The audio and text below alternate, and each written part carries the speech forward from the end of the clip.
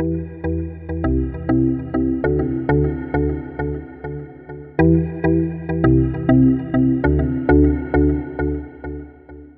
Madame Pelledo. Du coup, vous êtes bénévole à l'UNAFAM depuis combien de temps? Oh, ça fait près de 20 ans maintenant. 20 ans. Oui, oui. D'accord.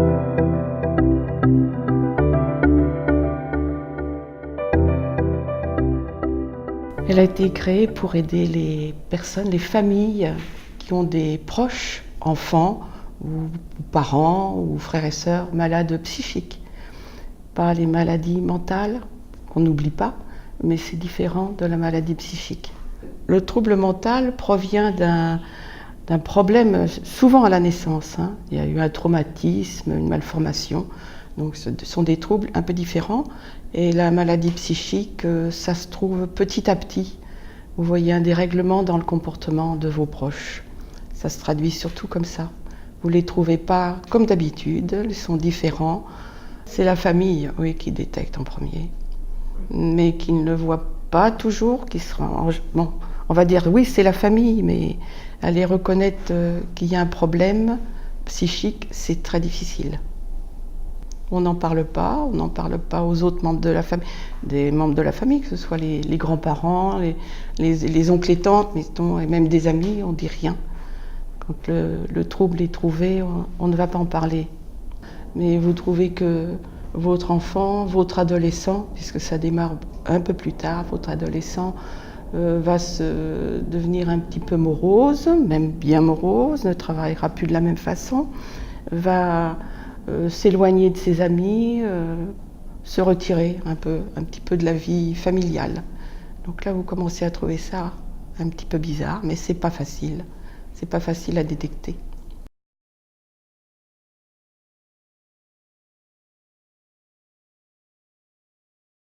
Il y a besoin d'une prise en charge spécifique. C'est pas facile de les amener aux soins, de les amener déjà voir un médecin. Et quand il y a des médicaments, de les amener aux soins pour prendre les médicaments. Là, c'est une grosse problématique. C'est très, très, très difficile. Alors, il y a bien, on les oriente vers les CMP, vers d'autres médecins. Bon, quand ça peut aller, mais c'est pas facile. Et quand il y a des grosses crises, alors là, c'est encore plus difficile. On ne sait plus quoi faire non plus. Il faut anticiper la prise en charge pour le plus tard. Donc, qu'est-ce que notre enfant va devenir? Je parle toujours en parlant des enfants. C'est peut-être, voilà, même quand c'est les frères et sœurs, ce sont des adultes qui ont d'autres personnes de leur entourage. C'est peut-être plus difficile. C'est les parents, c'est pour leur enfant. Qu'est-ce qui va devenir? Alors, c'est vrai que ces enfants, quand ils sont pris en charge, reconnus malades, bon, ils font des séjours dans les hôpitaux, c'est vrai, mais pas toujours. Ils ont un traitement où ils peuvent aller régulièrement rencontrer leur psychologue, leur psychiatre. Ils peuvent vivre aussi dans des foyers. Il y a des lieux pour eux. Quand c'est très difficile, il y a des lieux pour eux quand ils ne peuvent plus être indépendants et qu'on ne peut pas les recevoir chez soi.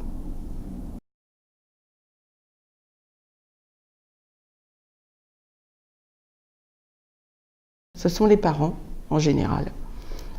Des fois, ce sont les enfants. Les parents, souvent la mère, toute seule. Le père, des fois, s'éloigne, ne veut pas voir. Alors, sur le quotidien, c'est très difficile. La vie devient difficile. Vous avez un enfant qui est replié sur lui-même, qui ne veut pas voir de médecin, surtout pas, parce que c'est pas lui qui a des problèmes, c'est pas lui qui est malade, c'est vous. C'est vous, les parents en général, qui avez des gros problèmes, et pas lui. Donc ça devient très difficile, la famille peut se disputer. Les frères et sœurs, c'est pas facile pour eux non plus. Donc on essaye, quand les personnes viennent nous voir, de leur expliquer un petit peu cette problématique. Et puis, en fait, ils rencontrent des personnes, les bénévoles qui le reçoivent, ils rencontrent des personnes qui vivent la même chose qu'eux. Et c'est ça qu'ils cherchent. Là, et en général, ils nous remercient parce qu'on les a écoutés. C'est normal de les écouter. Nous, on nous a écoutés quand on en a eu besoin. Et c'est ça que les parents ont besoin. D'être écoutés pour le mal qu'ils rencontrent tous les jours, les difficultés.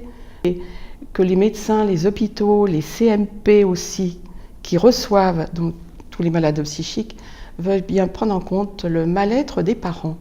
Parce que c'est vraiment un mal-être qui n'est pas toujours compris par les médicaux, par les médecins, les infirmiers, je ne vais pas dire tout le monde. Il y a des médecins quand même qui s'occupent bien et qui veulent bien prendre en charge les parents et s'occuper d'eux. Et reconnaître leurs paroles, en fait, c'est ça. Parce que vous avez nos enfants, quand ils voient leur médecin, ils disent que tout va bien, ou ils racontent, même sans dire que tout va bien, ils racontent des choses, mais ils ne racontent pas ce qui se passe vraiment. Ce qui se passe tous les jours à la maison et dans la famille. Donc ça, il faut que les médecins puissent écouter la voix des parents ou des proches, en fait. Je parle toujours des parents, mais c'est les proches.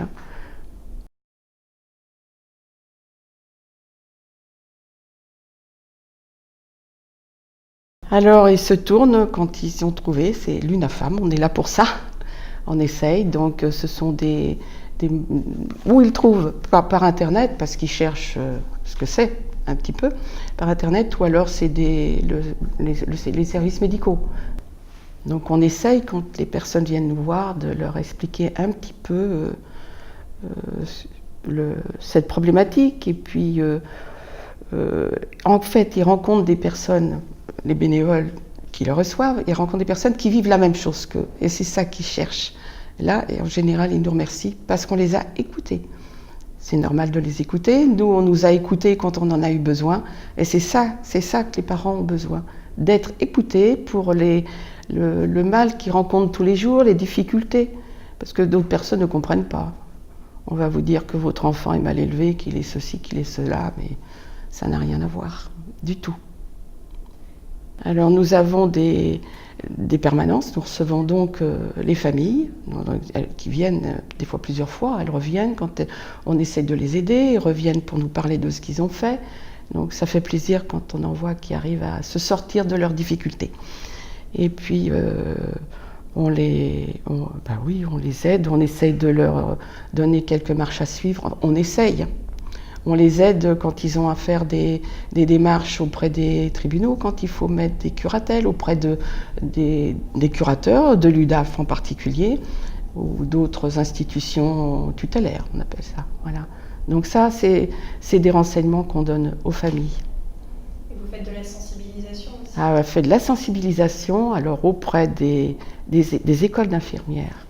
Donc on en a fait à Esquirol, on en a fait à l'Institut Montsouris à Paris, dans d'autres hôpitaux aussi, dans des CCAS et dans des écoles aussi. On nous a demandé dans des écoles auprès des enfants.